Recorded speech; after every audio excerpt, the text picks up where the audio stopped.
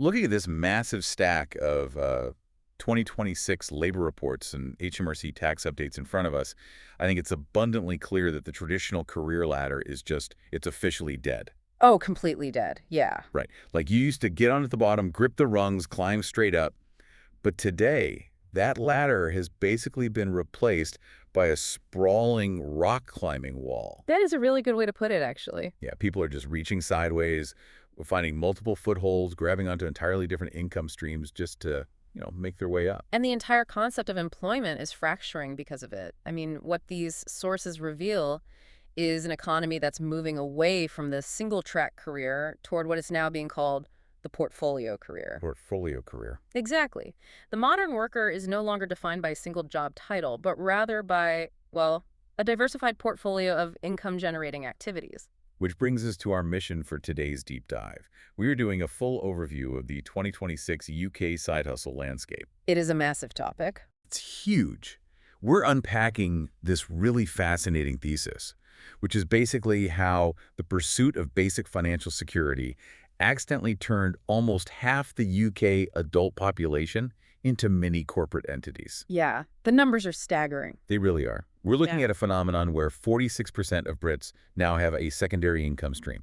46%. And that's up from 39% just in 2025. Right, just last year. Yeah. So whether you are already monetizing a hobby or you're just insanely curious about where the broader economy is heading, this deep dive is for you. Absolutely. We're going to decode the macro drivers, the specific mechanics of the most lucrative opportunities right now, the aggressive new tax enforcement. Oh, the tax stuff is wild. It's terrifying, honestly. And we'll get into the evolving dark side of gig labor, too. So, okay, let's unpack this. 46% is an astronomical figure. We are talking about nearly half the country holding down a second job. Right. And if we connect this to the bigger picture, we have to realize this isn't just a post-pandemic fad. It's a structural reorientation of the British workforce, driven by two colliding forces. You've got a stagnant primary labor market on one side and the rapid integration of artificial intelligence on the other. Yeah, those two things crashing together. Exactly. It's a fundamental shift in how human capital is actually deployed across the whole economy. So to understand why almost half the country is hustling after hours, I guess we first have to look at the state of the standard 9 to 5. We do. Because economists in these reports, they describe our current environment as a frozen landscape. I like to think of it as a frozen pond. A frozen pond. Yeah, like the traditional job market is a frozen pond right now. Mm-hmm. It's relatively safe to stand on if you already have a job, right? Because mass redundancies are staying pretty low. But absolutely nothing is moving beneath the surface. That's very accurate. It's a low-high or low-fire environment. Exactly. GDP growth is just sluggish, hovering around, a mere 1.5%. Unemployment has ticked up to 5.1%. But the most telling metric in this entire stack of research, the thing that really stood out to me, is that job postings are currently 19% below pre-pandemic levels. 19% is massive. Right. Because the pond is totally frozen, people are out there drilling their own ice fishing holes, their side hustles, just to catch enough fish to actually thrive. And the reason the pond is frozen is because employers are just operating in a state of hyper-caution right now. Why so cautious, though? While they're pinned down by high interest rates, unpredictable consumer demand, and just a barrage of rising policy-related costs. I mean, employer national insurance contributions have increased. Oh, right, the NIC hikes. Exactly. Plus, the national living wage was hiked to £12.21. When you face that kind of overhead as a business, you halt external hiring. You just stop. You stop. And instead, corporations are squeezing every last drop of productivity out of their existing teams. That leaves the average worker trapped in a role with stagnant real wages, increased workload, and virtually zero upward mobility. So people are actively engineering their own mobility to fill that gap. Precisely. The numbers back that up. The average monthly side hustle income in the UK has reached £872. And if you're running a strictly online venture, the annual yield averages out to about £5,420. That's a significant chunk of change. It is. And looking at the demographics, I really expected this to be an entirely Gen Z phenomenon, just given the constant stream of TikTok entrepreneurship videos. Right, the whole hustle culture aesthetic online. Exactly. But while Gen Z leads at 66% participation, millennials are right behind them at 62%. Wow, 62%. Yeah, so this isn't just a youth trend. It's a structural necessity for people in their 30s and 40s who are just trying to pay off mortgages and fund childcare. And geographically, London serves as the absolute epicenter of this economy. Oh, definitely. Londoners are averaging a massive $4,421 a month from secondary gigs. But the time investment there is just significant. People are dedicating an average of 9 hours a week to these ventures. That's essentially working a 6th day. It is. And while 39% of individuals report doing this purely to absorb the rising cost of living, the data highlights a highly strategic segment of 14%. The wealth builders. Exactly. These individuals are treating the side hustle as an aggressive wealth-building tool. They're funneling that secondary income directly into investment portfolios or housing deposits. But, okay, pouring an extra 9 hours a week into work on top of a demanding full-time job, that raises a massive red flag for me regarding sustainability. The burnout factor. Yes. Are people just drilling these ice fishing holes until they pass out from exhaustion? Yeah. The burnout metrics in these reports are glaring. 88% of side hustlers report facing significant hurdles, primarily the psychological and physical toll of balancing that secondary work with their main job. The exhaustion is definitely palpable, but the nature of the work is actually shifting in response to that. How so? We're seeing a real transition from desperation-driven gig work to highly professionalized micro-businesses. So instead of merely trading hours for minimum wage on, like a food delivery app, people are investing capital into software. They're automating their workflows.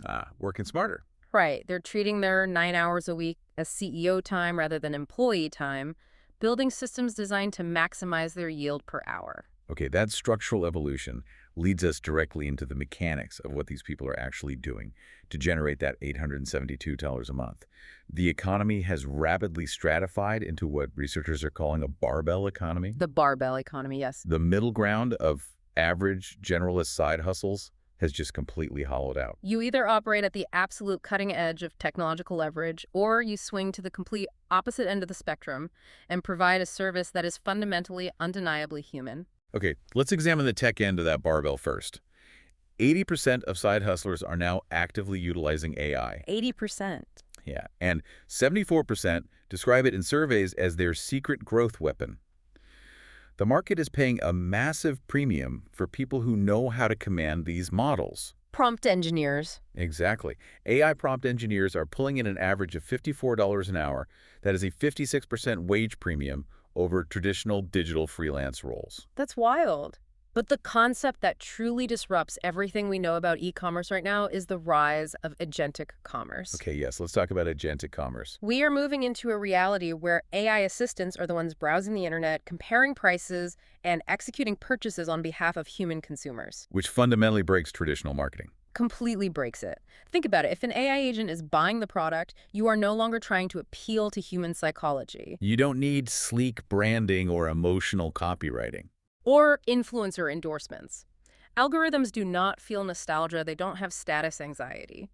So to succeed in agentic commerce, side hustlers are pivoting from SEO, search engine optimization, to GEO. GEO. Generative Engine Optimization. Precisely. Okay, but how does someone actually execute GEO in practice? Yeah. Like if I'm selling a digital product, how do I market to a bot? You structure your data for machine consumption. Instead of writing a catchy paragraph about how a product is going to change someone's life, you embed precise, machine-readable JSON LD data right into your backend. Wow. Yeah, you provide rigorous technical specifications, semantic indexing, factual parameter matching. So you're basically formatting the product's DNA. Exactly. You format it so an LLM can instantly parse its utility and its price-to-value ratio. That allows the bot to confidently recommend it to its human user. It's this highly technical, totally invisible layer of marketing. That is fascinating. But because AI is completely consuming that digital administration and content layer, we are seeing an explosion on the exact opposite end of the barbell too. The hyperhuman roles? Yes. Because AI can negotiate a contract, sure, but it cannot physically walk your golden retriever or teach you how to properly execute a deadlift. The market places an immense premium on physical presence now. Analog skills have become a luxury good precisely because they cannot be scaled or automated. And the income data entirely supports this. Look at calligraphy. Calligraphy? Yeah, the ancient art of writing on physical paper for wedding signage and bespoke events. It's generating an average of 1,400 pounds a month for practitioners. That is a crazy number for handwriting. Right. And dog walking, facilitated through apps like Rover, has professionalized to 15 pounds an hour. Online, human-to-human tutoring sits at around 20 pounds an hour, Mm. and personal training averages a staggering 1,800 pounds a month. People are just paying for the irreplaceable friction of human connection. Yeah, exactly. But nestled right between the high-tech and the hyperhuman is the digital products and content creation space. Ah, the classic YouTuber dream. Right. YouTube creation remains lucrative, averaging 3,900 pounds a month.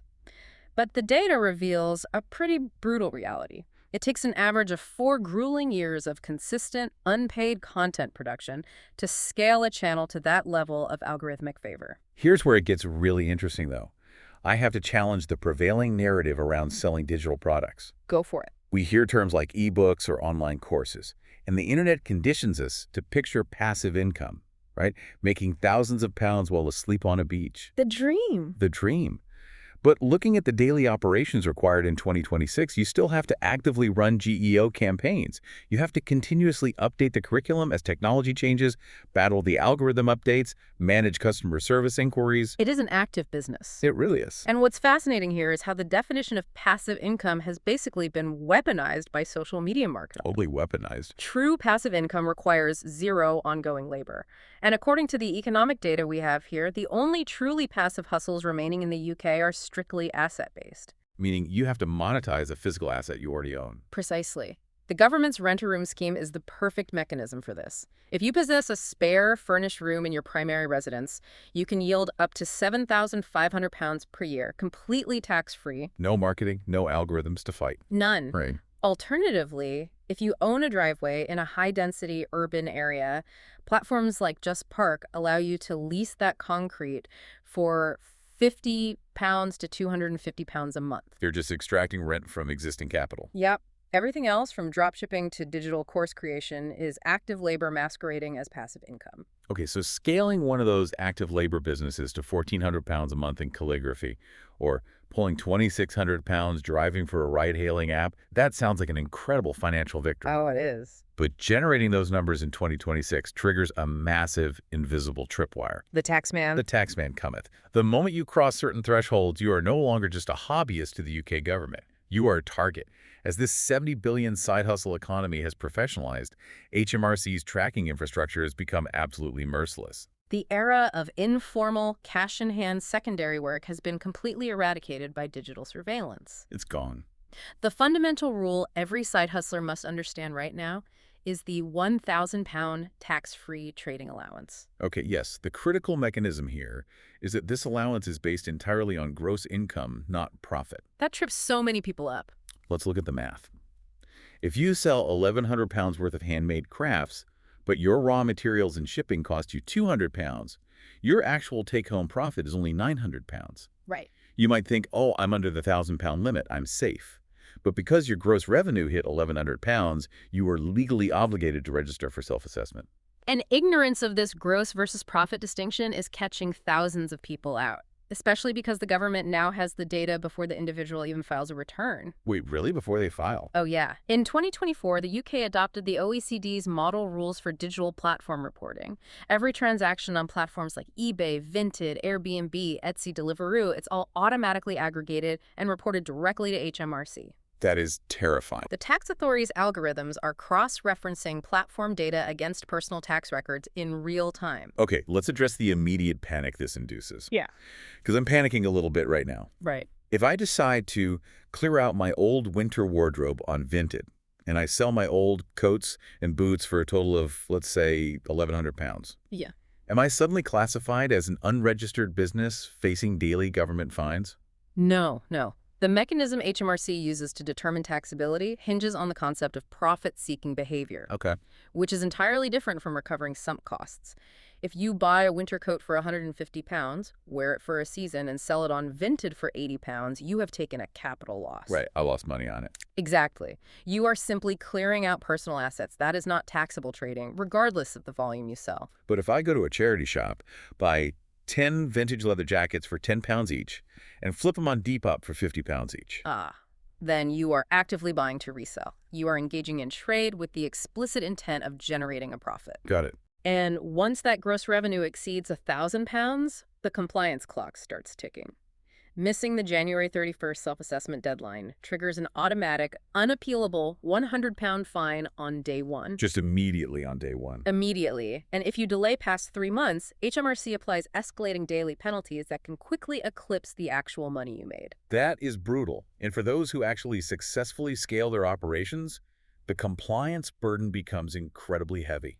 Oh, MTD. Yes, making tax digital, coming into force in April 2026.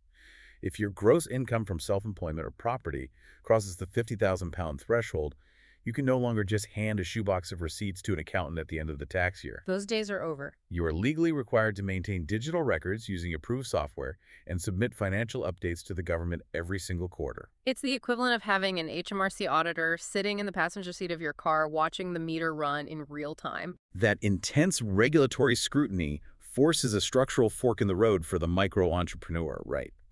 You have to actively choose your legal vehicle, remain a sole trader, or incorporate as a limited company. Most start as sole traders. The vast majority do, actually, because the initial setup requires nothing more than a quick web form. Super easy. But the hidden danger of a sole trader structure is unlimited personal liability. What does that mean in practice? Well, if your side hustle is sued, say someone trips over your equipment during a personal training session, there is no legal distinction between the business and you. Your personal assets, including your home, are entirely exposed to cover those liabilities. That is a massive risk. So when should people switch? The tipping point where the math overwhelmingly favors incorporation as a limited company is generally when consistent profits hit the £40,000 to £50,000 mark. Okay, the 40K to 50K range. Right. By incorporating, you create a distinct legal entity. Your personal assets are firewalled from business liabilities, and more importantly, the tax mechanics change. Instead of paying heavy income tax and national insurance on all profits, a limited company director pays corporation tax on profits. Then they can extract money through a highly optimized mixture of a low base salary and stock dividends. Which are taxed at significantly lower rates. Exactly. So the initial barrier to entry, like just downloading an app to sell a service, is incredibly low, but the requirement to operate with the sophistication of a professional corporate entity kicks in aggressively fast. It really does. Now, we have spent considerable time examining the polished side of this ecosystem, right? The people utilizing GEO, structuring their dividends, scaling these micro-empires. But this $70 billion economy casts a massive, heavily unregulated shadow. The dark side of the gig economy. Yeah. It's a structural reality for a vast portion of the 435 million platform workers globally. The entire system is engineered around what labor economists classify as insecure work by design. I want to skip past the basic facts we all kind of know already, that independent contractors don't get sick pay or employer pensions, Right, the well-known issues. What is truly alarming in this 2026 data is how the model of bogus self-employment is bleeding out of the delivery apps and infecting the traditional labor market. Retail and care work, yeah. Yes. We are seeing major retail brands like Urban Outfitters adopting platform-based shift-by-shift models. Workers are forced to compete on an app just to claim a 4-hour retail shift. It entirely strips away the predictability of a weekly roster and the protections of standard employment. It is the ultimate flexibilization of labor. They are transferring all the economic risk from the corporation directly onto the individual. It's crazy. And the algorithm dictates who works and who starves. And those mechanisms of algorithmic management are incredibly opaque, right? Totally opaque. Workers report being subjected to algorithmic discrimination, where the system assigns these unseen reliability scores. Like a secret rating. Exactly. If a worker declines a financially unviable job, the algorithm silently shadow bans them. It deprioritizes their profile for those lucrative Friday night shifts. So there's no human manager to appeal to. None. The code simply enforces compliance through financial punishment. That is bleak. The government is attempting to intervene, right? With the Employment Rights Act 2025 and the plan to make work pay, they're seeking to ban exploitative 0-hours contracts. They're trying. But the platforms are evolving faster than the legislation, and this friction has birthed a massive, terrifying secondary market. The gig economy fraud crisis. Yes. The statistics on account renting in these reports are genuinely jarring. 31% of Gen Z and millennial gig workers openly admit to renting or selling their verified platform accounts to unverified users. 31%, that's almost a third of them. It's a complete breakdown of platform integrity. So the mechanism here is an individual who has passed the background checks and identity verification will lease their login credentials to someone who cannot legally work or pass a background check. Unbelievable. And they take a 20 to 30% cut of the unverified worker's earnings. So when I order a delivery on an app, the verified face on my screen, the person the app guarantees is safe, has effectively sublet their digital identity to a complete stranger. That's exactly what's happening. It's like subletting your own identity. If that unverified driver causes an accident, the legal liability must be a tangled nightmare. Impossible to untangle. And furthermore, the fraud goes both ways. 34% of gig workers report being defrauded by consumers. Like, consumers are defrauding the workers. Yeah. People systematically claiming a delivery never arrived just to trigger an automated refund, and that penalizes the worker's account in the process. It is an ecosystem utterly devoid of trust. Wow. And this raises an important question about the terminal viability of the gig platform model itself. Well, the unit economics of these massive tech platforms rely entirely on frictionless, cheap, informal labor. If the platforms cannot secure their networks against rampant identity fraud, and if aggressive government enforcement finally compels them to reclassify these workers as employees with minimum wage guarantees and benefits, the cost of the service will skyrocket. Because they have to pay actual employee costs? Exactly. The era of the subsidized 5-ton delivery is mathematically unsustainable under strict labor laws. Man, we have charted a massive socioeconomic landscape today. We covered a lot of ground. To summarize the core mechanics for everyone listening, the stagnant, frozen traditional economy has forced 46% of the UK population to construct their own financial mobility through side hustles. Out of pure necessity. Right. And surviving and scaling in 2026 requires choosing a side of the barbell. You either master AI and generative engine optimization, or you deliver hyperhuman physical services that algorithms just cannot replicate. And you absolutely must understand the gross revenue tax tripwires. Yes, the £1,000 limit. Because HMRC's digital surveillance is comprehensive and punitive. And finally, you must navigate a gig landscape that is rapidly shifting from casual work to highly regulated, legally complex micro-businesses. The primary takeaway from all these reports is that the amateur era of the side hustle is entirely over. It's done. Success demands the strategic mindset of a corporate entity, regardless of the scale of the operation. So what does this all mean? It means the tools to generate secondary income have never been more accessible. But the baseline requirement for professionalism has never been more intense. You aren't just baking cakes on the weekend or designing logos anymore. You are the chief executive, the tax compliance officer, and the technological integration director of your own localized economy. That's the reality of 2026. And that leaves you with one final, slightly surreal thought to mull over as you view the future of work. As agentic commerce scales, we are entering a world where AI bots are authorized to scour the internet and execute purchases for us. Simultaneously, human freelancers are heavily utilizing AI to generate the digital products, the code, and the data structures being sold. Right. So how long until the ultimate frictionless side hustle consists of just two AI bots seamlessly trading digital goods with each other in the ether, optimizing their own tax structures in real time, while we humans are busy doing the only highly paid jobs left, walking the dogs, teaching calligraphy, and trying to figure out how to climb the wall?